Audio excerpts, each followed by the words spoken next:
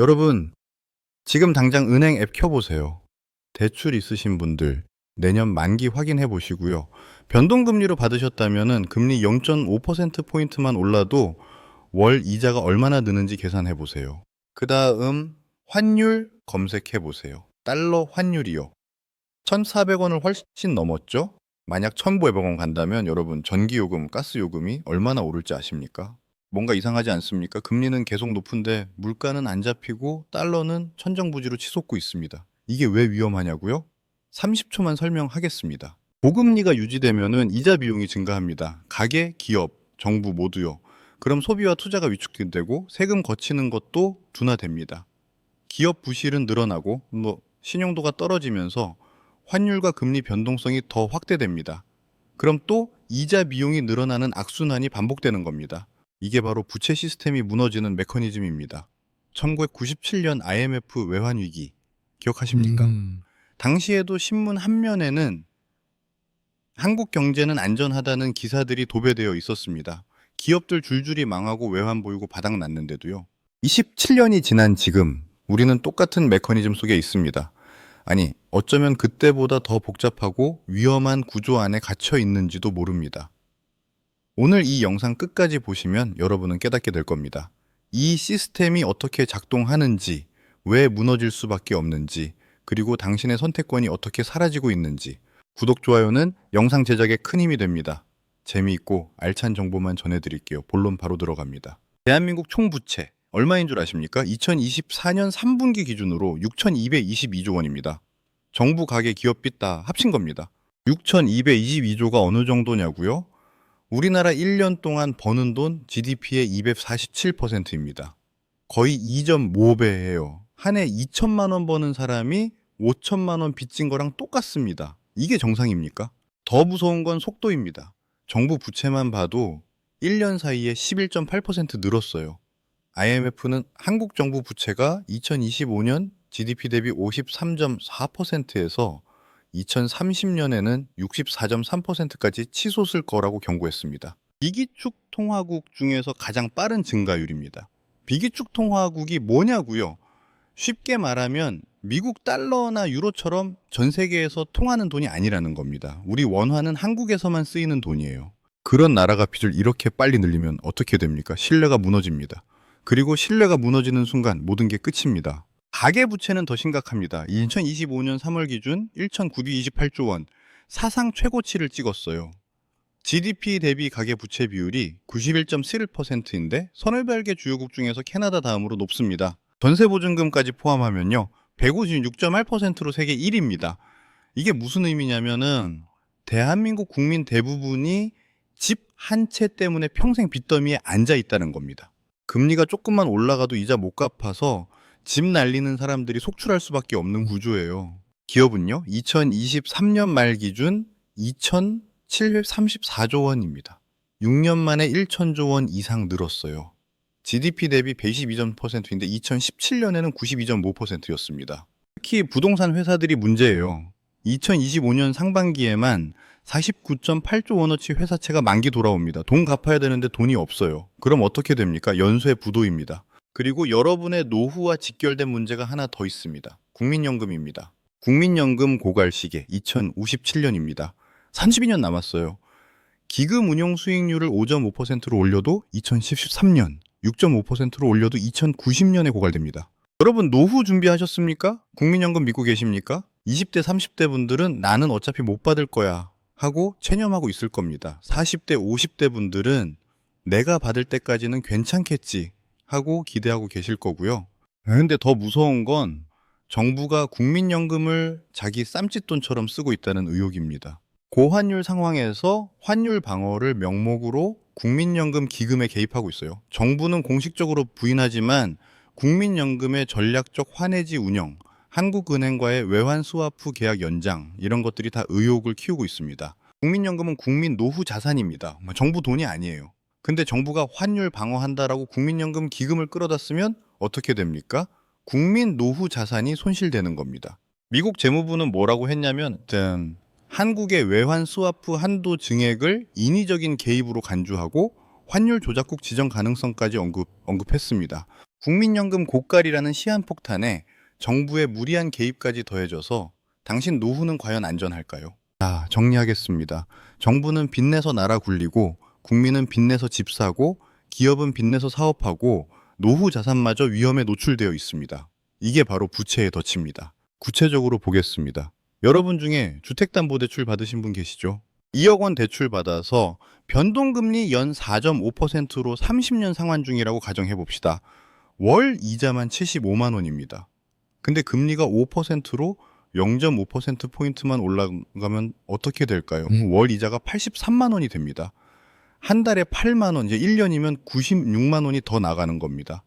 그냥 이자만요. 자, 이게 한두 명 얘기가 아닙니다. 2025년 3월 기준 가계부채가 1,928조 원이에요. 이 중 상당수가 변동금리입니다. 금리가 조금만 올라가도 수백만 가구가 동시에 이자 폭탄을 맞는 겁니다. 그럼 이 사람들은 어떻게 할까요? 소비를 줄입니다. 외식 안 하고 옷 안 사고 여행 안 갑니다. 그럼 식당, 옷가게, 여행사 매출이 줄어들고 이 업체들이 직원을 자르거나 문을 닫습니다. 이게 바로 고금리가 경제 전체를 얼리는 메커니즘입니다. 그런데 이 상황이 왜 위험한지 대부분의 사람은 모릅니다. 아니, 모르는 게 아니라 느끼지 못하고 있어요. 냄비 속 개구리 이야기 아시죠? 개구리를 뜨거운 물에 넣으면 바로 튀어나옵니다. 근데 미지근한 물에 넣고 서서히 온도를 올리면 어떻게 됩니까? 개구리는 온도 변화를 느끼지 못하고 그대로 이거 죽습니다. 지금 우리가 딱 그 개구리예요. 한국은행이 발표한 금융취약 성지수 3분기 연속 상승했습니다. 거시 건전성 지표가 나빠지고 있다는 얘기예요. 근데 대부분의 사람은 그게 뭔데? 하고 넘어갑니다. 높은 부채 부담과 고금리 환경이 민간 소비를 짓누르고 있습니다. 한국은행은 가계 부채 때문에 금리를 함부로 못 내려요. 경기가 나빠도 금리 인하를 못 하는 겁니다. 왜냐고요? 금리 내리면 빚진 사람들이 또 빚을 내서 부동산 투기를 좀 할 테니까요. 그럼 집값이 또 오르고 부채가 더 늘어나는 악순환이 반복됩니다. 2025년 12월 소비자 심리지수 봤습니까? 전월 대비 떨어졌어요. 국민들이 미래를 불안해하고 있다는 겁니다. 환율 얘기를 좀 더 해보겠습니다. 지금 1달러에 1,400원을 훨씬 넘었습니다. 만약 1,500원까지 간다면 여러분 생활에 어떤 일이 벌어질까요? 먼저 수입 원자재 가격이 오릅니다. 원유, 천연가스, 밀, 옥수수, 우리나라는 이런 걸 거의 다 수입하거든요. 환율이 오르면은 이 가격들이 다 오릅니다. 그럼 전기요금이 오르고 가스요금이 오르고 빵값이 오르고 라면값이 오릅니다. 장바구니 물가가 직격탄을 맞는 거예요. 여기서 끝이 아닙니다. 수입 원자재 쓰는 제조업체들은 원가 부담이 커져서 제품 가격을 올릴 수밖에 없습니다. 그럼 소비자 물가가 또 오릅니다. 물가가 오르면은 한국은행은 금리를 또 올려야 될 수도 있어요. 그럼 대출 이자가 또 늘어나고 소비가 또 위축되고 경기가 더 나빠지는 악순환이 반복됩니다. 환율, 금리, 물가 이 세 가지가 톱니바퀴처럼 맞물려서 돌아가는데 한 곳이 고장나면 전체가 멈추는 겁니다. 서민들 삶은 갈수록 팍팍해지는데 이 시스템은 원래 이렇게 작동합니다. 이게 바로 냄비 속 개구리의 현실입니다. 서서히 익어가고 있는데 본인은 모르는 거예요. 그럼 왜 우리는 이 위험 신호를 제대로 감지하지 못할까요? 정보가 흐르는 방식 자체에 문제가 있습니다. 경제 위기에 대한 보도를 보면은 대부분 단편적입니다. 오늘 환율 올랐습니다. 이번 달 물가 상승률입니다. 이런 식으로 개별 지표만 전달해요. 근데 이 지표들이 서로 어떻게 연결되어 있고 당신 생활에 어떤 경로로 영향을 미치는지는 설명하지 않습니다. 왜 그럴까요? 복잡하니까요. 시청률이나 클릭을 위해서는 단순하고 자극적인 헤드라인이 필요하거든요. 대란, 폭락, 위기 같은 단어는 쓰는데 정작 그게 왜 일어났고 어떤 메커니즘으로 작동하는지는 건드리지 않습니다. 2024년 12월 비상계엄 선포됐을 때를 생각해 보세요. 정치적으로 엄청난 혼란이었죠. 소비자 신뢰도 곤두박질 쳤습니다. 근데 그 정치적 혼란이 이제 어떤 경로로 기업 투자 결정에 영향을 미치고 외국인 자금 이탈로 이어지고 환율 변동성을 키우는지에 대한 심층 분석은 거의 없었어요. 결국 대중은 뭔가 불안하긴 한데 정확히 뭐가 문제인지 모르겠다는 상태에 머물게 됩니다. 젊은 세대는 뉴스를 잘 안 봅니다. 대신 유튜브나 소셜미디어를 봐요. 근데 여기서도 문제가 있습니다. 알고리즘이 당신이 보고 싶어 하는 것만 보여주거든요. 보수 성향이면 보수 콘텐츠만, 진보 성향이면 진보 콘텐츠만 노출됩니다. 정치적 양극화는 심해지고 객관적인 경제 분석은 설 자리를 잃습니다. 결국 대중은 설마 그 정도겠어? 하면서 안일하게 넘어가거나 어차피 내가 뭘 할 수 있겠어. 하면서 무력감에 빠져버립니다. 이게 바로 정보 시스템이 작동하는 방식입니다. 누가 일부러 숨기려고 한다기보다는 또 시스템 자체가 복잡한 인과관계를 단순화시키고 사람들을 정치적 진영으로 나누고 경고음을 잡음 속에 묻어버리는 구조인 거예요. 1997년 IMF 직전을 기억하십니까? 아니면은 그때 태어나지 않으셨을 수도 있겠네요. 당시 조선일보 한면 헤드라인이 뭐였는지 아십니까? 한국 경제 위기 아니다 였습니다. 기업들 줄줄이 부도 나오고 외환 보유고가 바닥을 드러내는데도요. 이게 거짓말이었을까요? 꼭 그렇지는 않습니다. 당시 정부와 언론이 가진 정보로는 정말 일시적 어려움으로 보였을 수 있어요. 문제는 시스템 전체를 보는 시야가 없었다는 겁니다. 한보철강 부도, 기아자동차 부도, 산미그룹 부도. 대기업들이 도미노처럼 무너지는데 언론은 일시적인 어려움, 곧 회복될 것 이런 소리만 했습니다. 근데 이게 당위 외차에 만기 집중, 외환 보유고, 고갈, 금융 시스템 신뢰 붕괴라는 거대한 도미노의 시작이었다는 것을 당시에는 몰랐던 겁니다. 정부는 뭐라고 했습니까? 한국 경제 펀더멘털은 튼튼하다고 했어요. 그러고 나서 2달 뒤에 IMF 구제금융 신청했습니다. 17년이 지난 지금 우리는 똑같은 일이 벌어지고 있습니다. 법인 파산 늘었다. 자영업자 폐업 늘었다. PF 연체율 올랐다. 이걸 개별 지표로만 보면 좀 안 좋긴 한데 뭐 어쩔 수 없지 하고 넘어갈 수 있어요. 근데 이 모든 게 동시에 일어나고 있고 서로 연결되어 있고 증폭되고 있다는 걸 봐야 합니다. 한국 정부의 포퓰리즘 정책도 같은 맥락입니다. 좌우를 막론하고 역대 정부는 표를 얻기 위해 현금을 뿌렸습니다.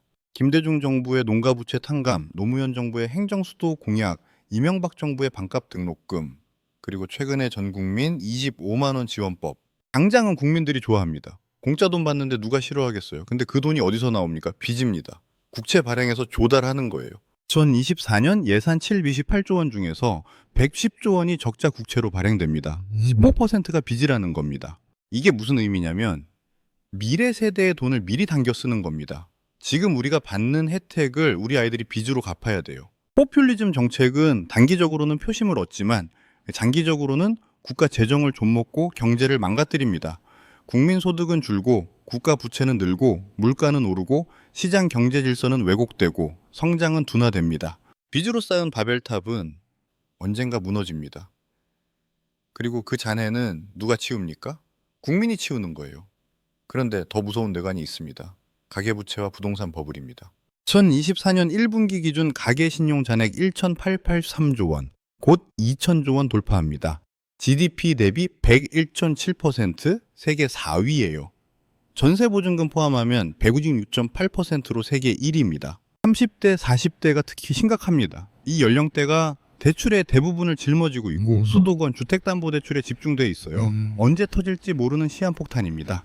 왜 이렇게 됐을까요? 장기간 저금리 정책과 역대 정부의 부동산 부양책 때문입니다. 정부가 계속 집값 올렸어요. 그래서 사람들이 빚내서 집을 샀습니다. 빚투라는 말 들어보셨죠? 빚내서 투자하는 겁니다. 집값은 계속 오를 거라고 믿었으니까요. 근데 지금은요, 2024년 부동산 시장 보십시오. 수도권 아파트 값은 오르는데 지방은 폭락하고 있습니다. 양극화예요. 2025년에는 어떻게 될까요? 높은 집값, 대출 규제, 경기 침체 우려가 겹치면서 큰 폭의 하락이 올 수 있다는 경고가 나옵니다. 특히 고환율 시기에는 부동산 가격이 100% 하락했다라는 과거 분석도 있어요. 지금 환율이 얼마입니까? 1달러에 1,400원 넘어갔습니다. 가계부채와 부동산 버블은 한국 경제의 마지막 뇌관입니다. 이게 터지는 순간 당신 집이 휴지 조각 될 수 있어요. 그리고 또 하나의 중국 이야기를 해야 됩니다. 중국이 2025년 9월 말 기준으로 138조 원어치 한국 국채를 보유하고 있습니다. 한국 최대 국채 보유국이에요. 2위인 미국의 2배가 넘습니다. 왜 중국이 한국 국채를 이렇게 많이 샀을까요? 미중 무역 전쟁 이후 투자처 다변화, 한국 국채의 매력적인 수익률, 한국의 전략적 중요성 때문이라는 분석이 나옵니다. 그런데 이게 단순한 투자일까요? 특정 국가의 국채 보유가 집중되면은 경제적 종속으로 이어질 수 있습니다. 중국이 한국 국채를 한꺼번에 매각하면 어떻게 됩니까? 한국 금융시장 대혼란입니다. 여기서 잠깐 금융 시스템이 어떻게 작동하는지 간단히 설명하겠습니다. 이걸 이해하면 왜 신뢰가 무너지는 순간 모든 게 끝나는지 알 수 있어요. 부분 지급 준비 제도라는 게 있습니다. 쉽게 말하면 은행은 고객이 맡긴 돈을 전부 금고에 쌓아두지 않습니다. 일부만 준비금으로 두고 나머지는 대출해줘요. 예를 들어볼까요? 여러분이 은행에 1천만 원 예금했습니다.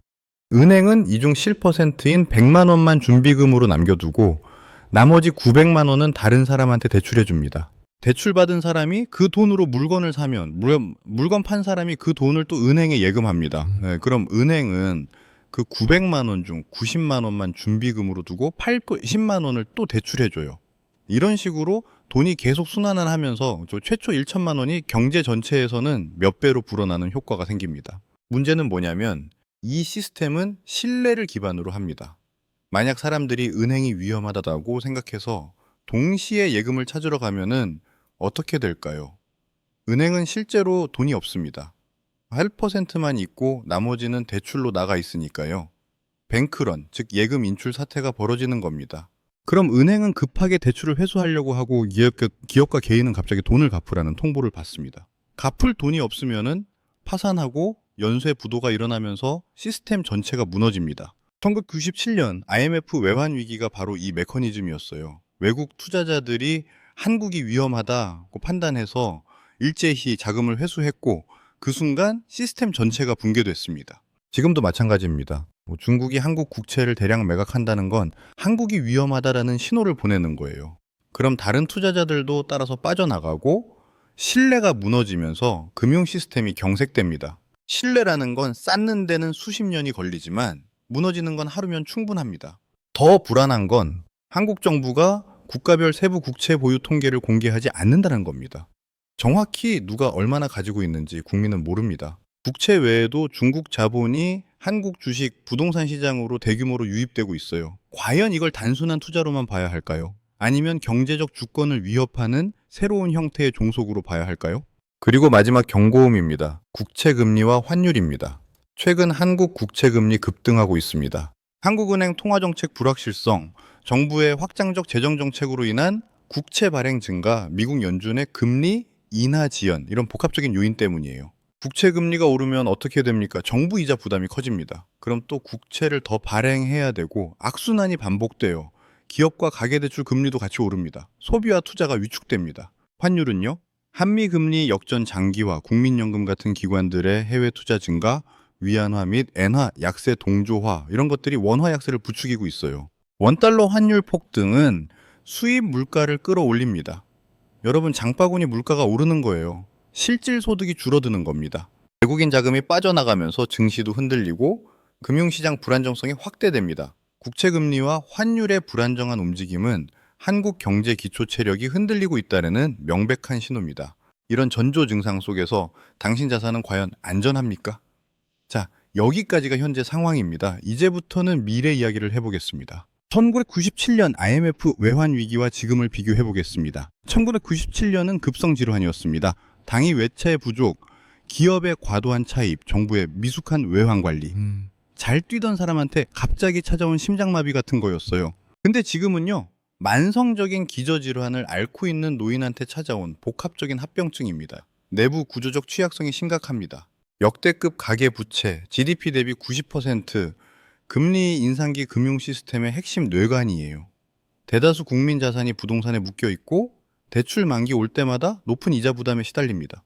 부동산 PF 부실 문제, 금융권 PF 대출 연체율이 2025년 3분기 말 4.24%로 처음으로 4%대 진입했습니다. 이게 왜 무서운지 경로를 따라가 보겠습니다. 건설사가 아파트를 짓습니다. 은행에서 프로젝트 파이낸싱으로 돈을 빌려요. 그런데 분양이 안 되거나 이제 공사비가 예상보다 많이 들어가면은 건설사가 대출을 못 갚습니다.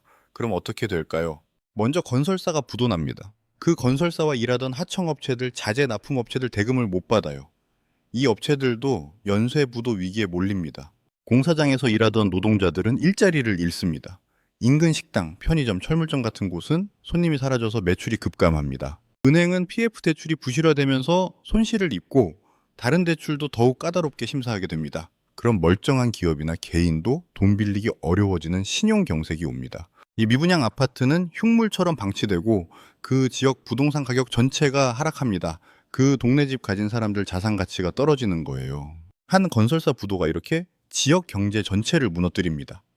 그런데 지금 전국에서 이런 일이 동시다발적으로 벌어지고 있습니다. 저성장 고착화와 인구 구조 붕괴, 세계 최저 출산율과 초고령화 사회 진입은 한국 경제 잠재 성장률을 근본적으로 약화시키고 있습니다. OECD는 한국 잠재 성장률이 2020년대 후반에는 사실상 성장 정체 상태에 빠질 수 있다고 경고했어요. 만성적 고물가, 고금리 환경, 글로벌 공급망 불안정과 고금리 장기화는 기업 원가 부담 가중시키고 소비 심리 위축시키며 내수 회복을 지연시키고 있습니다. 그리고 대외 환경의 복합성입니다. 미중 패권 경쟁 심화, 러시아 우크라이나 전쟁, 중동 사태, 전 세계 지정학적 리스크가 글로벌 공급망을 교란하고 원자재 가격 변동성을 확대시켜서 수출 의존도 높은 한국 경제한테 직격탄을 날리고 있어요. 글로벌 보호무역주의 확산, 자국 우선주의가 강화되면서 무역 장벽이 높아지고 한국 기업 수출 활로가 막히고 있습니다. 정치적 불안정성의 경제전이, 전례 없는 수준의 정치적 양극화와 혼란은 기업과 소비자 심리를 위축시키고 경제정책의 일관성과 효율성을 저해하여 위기 대응 능력을 약화시키고 있어요. 1997년은 급성질환이었지만 지금은 만성질환입니다. 그리고 만성질환은 더 무섭습니다. 왜냐하면은 서서히 진행되기 때문에 깨달았을 때는 이미 손 쓸 수 없는 상태가 되어 있거든요. 이미 균열은 시작됐습니다. 기업 파산 급증. 2024년 법인 파산 신청 건수가 법인 회생 신청 건수를 1.7배 넘어섰고 2025년에는 그 격차가 2배 이상 벌어질 걸로 전망됩니다. 25년 8월까지 법인 파산 신청 1,459건, 전년 동기 대비 12.3% 증가했어요. 사상 최대 규모 폐업 행진. 2024년 개인 및 법인 사업자 포함 전체 폐업 신고 건수 100만 명 넘었습니다. 사상 최고치예요. 폐업률도 2년 연속 상승해서 2024년 9.04% 기록했습니다. 재무 건전성 악화. 2024년 법인세 신고 법인 중 당기순이익이 0 이하인 법인 비중이 44.5%, 통계 집계 이후 최고치입니다. 자영업자 몰락. 2025년 1월 기준 자영업자 수 약 5억 50만 명. 코로나19 사태 때 수준이자 1998년 IMF 외환위기 때보다도 적어요. 2024년 자영업자 73%가 매출 감소 경험했고 43%가 향후 3년 이내, 15%는 1년 이내 폐업 고려하고 있습니다. 내수 부진, 고비용 부담, 고금리로 인한 대출 상환 부담. 2025년 1분기 자영업자 대출 연체율 3.7%예요. 소매업, 음식점업, 건설업, 스타트업, 특정 분야에서 폐업이 집중되고 있습니다. 특히 건설업은 고금리, 원자재가 급등, PF 문제로 2024년에 4만 9천 보에 84명 폐업했고 2025년에도 203개 종합건설사가 폐업했어요. 부동산 시장도 위태롭습니다. 미분양 주택 폭증. 2025년 8월 전국 미분양 주택 6만 6천여 가구로 증가세 전환했습니다. 특히 준공 후 미분양 주택은 2025년 5월 기준 2만 7천여 가구 넘어서며 12년 만에 최대치 기록했어요. 건설사 자금난 심화되고 있습니다. 거래량 급감과 가격 하락. 2025년 11월 서울 주택 매매 거래량 전월 대비 71% 감소했습니다. 주택 매매 가격 변동률 하락하거나 상승세 둔화되어 시장 침체 직접적인 신호로 작용하고 있어요. PF 대출 연체율 상승. 건설 프로젝트 자금 조달과 직결된 PF 대출 연체율 증가는 건설사 재정 악화와 부실 위험을 명확히 보여줍니다. 이게 주택 공급 물량 감소로 이어져서 2025년 10월 아파트 착공 물량이 전년 대비 13.2% 감소하는 등 건설 경기 위축 심화되고 있어요. 시스템의 균열이 이미 시작됐습니다. 그런데 여기서 가장 중요한 질문을 해야 됩니다. 이 위기가 당신한테 무슨 의미냐는 겁니다. 국가적인 위기가 닥쳤을 때 가장 먼저, 가장 극적으로 영향받는 게 뭘까요? 바로 개인의 선택권입니다. 고용 불안정과 직업 선택권 상실, 기업들 구조조정하면 대량 해고 유발합니다. 직업 선택 폭이 극도로 좁아져요. 특히 사회 초년생들은 일자리 자체를 찾기 어려워지고 기존 근로자들은 비자발적인 이직이나 해고를 감수해야 됩니다. 안정적인 직장 유지하는 것 자체가 선택이 아니라 생존의 문제가 됩니다. 대출과 자금 조달의 단절. 금융 시스템이 경색되면은 대출 심사 극도로 까다로워지고 자금 조달 거의 불가능해집니다. 주택 구매, 전세금 마련, 자녀 학자금 대출, 사업 확장. 개인의 중요한 금융 결정은 원천적으로 봉쇄됩니다. 돈 빌릴 수 있는 선택이 사라지는 겁니다. 자산 가치 하락과 투자 무력감, 주식시장 폭락, 부동산 가격 하락은 당신이 어렵게 모아온 자산 가치를 순식간에 증발시킬 수 있어요. 이때 자산을 팔고 싶어도 매수자를 찾기 어렵거나 팔더라도 막대한 손실을 감수해야 됩니다. 새로운 투자 기회 모색하는 것도 불확실성이 극대화되어서 선택이 아니라 도박으로 변질됩니다. 예금 인출 제한 및 자본 통제 가능성. 최악의 시나리오에서는 국가 부도 상황에서 정부가 금융 시스템 안정 위에 예금 인출을 제한하거나 해외로의 자본 유출을 막기 위한 강도 높은 자본 통제를 시행할 수도 있습니다. 이건 당신 돈에 대한 완전한 소유권과 자유로운 사용 선택권을 빼앗아가는 겁니다. 복지 혜택 축소. 국가 재정 악화로 인해 실업급여, 의료보장, 노인연금 등 사회복지 혜택이 더 축소되거나 지급 요건이 더 강화될 수 있어요. 이건 특히 취약계층한테 더욱 가혹한 현실로 다가와서 국가의 보호를 받을 수 있는 선택마저 사라지게 합니다. 사회적 불안감 증폭. 전반적인 경제 위기는 사회적 불안감을 증폭시키고 이건 개인의 심리적 건강에도 악영향을 미칩니다. 사람들은 서로를 불신하고 고립될 가능성이 높아지며 안전하고 평화로운 삶을 선택할 권리마저 위협받게 됩니다. 이 모든 상황은 당신이 당연하게 누려왔던 일상의 선택권을 박탈하고 무력감과 절망감 속에 빠지게 할 겁니다. 위기는 단순히 경제적 손실을 넘어서 당신 삶을 근본적으로 뒤흔들고 당신 미래를 결정할 힘을 앗아갑니다. 그럼 어떻게 해야 됩니까? 각자 노생입니다. 더 이상 정부나 언론의 달콤한 약속에 기댈 수 없습니다. 당신 스스로 자본을 방어하고 심리적으로 무장해야 됩니다. 먼저 자본 방어입니다. 그런데 막연하게 자산을 지켜라가 아니라 지금 당장 확인해야 할 체크리스트를 드리겠습니다. 첫 번째, 내 부채 구조 점검하기. 지금 당장 은행 앱 켜서 확인하세요. 대출 총액이 얼마인지, 변동금리 비중이 몇 %인지, 만기가 언제인지. 만약 변동금리 대출이 전체의 50% 이상이라면 위험 신호입니다. 금리가 1%포인트만 올라가도 월 이자 부담이 얼마나 늘어나는지 계산해 보세요. 월 이자가 월급의 30%를 넘어간다면 즉시 고정금리 전환이나 대출 상환 계획을 세워야 됩니다. 두 번째, 현금 흐름 점검하기. 통장에 3개월치 생활비가 현금으로 있습니까? 없다면은 지금 당장 만들어야 됩니다. 월급 들어오면은 바로 10%를 따로 빼놓으세요. CMA나 MMF 같은 당위 금융상품에 넣어두고요. 이게 위기 시 당신을 지켜주는 방패입니다. 신용카드 대신 체크카드를 쓰세요. 쓸 돈이 없으면은 못 쓰게 만드는 겁니다. 빚으로 소비하는 습관을 끊어야 됩니다. 세 번째, 자산 배분 점검하기. 당신 자산의 몇 %가 부동산에 묶여 있습니까? 80% 이상이라면 위험합니다. 계란을 한 바구니에 담은 거예요. 지금 당장 팔 수 있는 유동자산 비중을 늘려야 됩니다. 현금 30%, 금 10%, 달러 10%, 이제 주식이나 채권 30%, 부동산 60% 이런 식으로 분산하세요. 특히 금과 달러는 필수입니다. 금은 실물 골드바로 100만 원어치라도 사두세요. 달러는 환전해서 달러 통장에 넣어두거나 달러 예금을 하세요. 네 번째, 비상금 마련하기. 경제 위기가 오면은 가장 먼저 유동성이 마릅니다. 현금이 왕이 되는 거예요. 최소 6개월치 생활비를 비상금으로 확보하세요. 이건 절대 건드리지 않는 돈입니다. 위기가 와도 최소한 6개월은 버틸 수 있어야 다음 전략을 짤 수 있습니다. 심리적 무장도 필요합니다. 그리고 경제 위기는 단순한 물질적 손실을 넘어서 깊은 심리적 불안과 패닉을 초래합니다. 공포, 분노, 무력감에 휩쓸리지 않고 냉철한 판단력을 유지하는 심리적 무장이야말로 위기 속에서 당신의 선택권을 지켜줄 가장 강력한 무기입니다. 감정 인정 및 통제 가능한 것에 집중. 불안, 두려움 같은 부정적인 감정은 위기 상황에서 자연스러운 반응입니다. 이러한 감정을 억누르기보다 인정하고 자신이 통제할 수 없는 것이 경제 상황보다는 현금 확보, 부채 관리 등 당신이 직접 행동할 수 있는 부분에 에너지를 집중하십시오.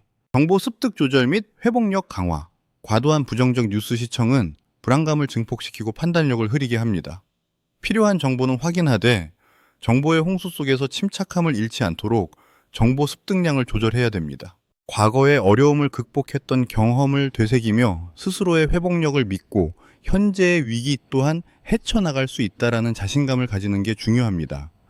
신뢰할 수 있는 가족, 친구들과 대화하며 고민을 공유하고 서로에게 정신적인 지지가 되어 주십시오. 건강한 스트레스 해소 및 활동 유지, 요가, 명상, 산책, 운동 등 자신에게 맞는 스트레스 해소법을 찾아 감정을 다스리십시오. 활동적인 생활을 유지하는 건 긴장을 완화하고 공황 상태에 빠지는 걸 예방하는 데 효과적입니다. 위기 속에서도 작은 기쁨과 일상의 리듬을 유지하려는 노력은 당신의 정신 건강을 지키는 데 큰 힘이 될 겁니다. 우리는 지금 과거의 IMF 외환 위기보다 더 은밀하고 복합적인 위기 앞에 서 있습니다. 침묵하는 언론, 위기의 정부는 당신의 선택권을 보장해주지 않을 겁니다. 그러나 절망할 필요는 없습니다. 자본 방어, 심리적 무장, 이 두 가지 축을 통해 당신은 위기 속에서도 자신과 가족의 미래를 지킬 수 있습니다. 막연한 공포에 휩쓸려 패닉 셀링을 하거나 무기력하게 상황을 방치하는 건 가장 큰 실수입니다. 워렌 버핏이 뭐라고 했습니까? 남들이 두려워할 때 탐욕을 부려라. 이 말은 위기 속에서 더욱 빛을 발합니다. 지금 당장 당신의 상황을 냉철하게 분석하고 필요한 대비책을 하나씩 실행해 나가십시오. 행동하십시오. 지금 바로. 여러분, 이 영상이 도움이 되셨다면 구독과 좋아요 부탁드립니다. 그리고 주변 분들한테도 공유해 주세요. 침묵 속에서 무너지는 시스템을 지켜보고만 있을 순 없습니다. 당신의 선택권을 지키십시오.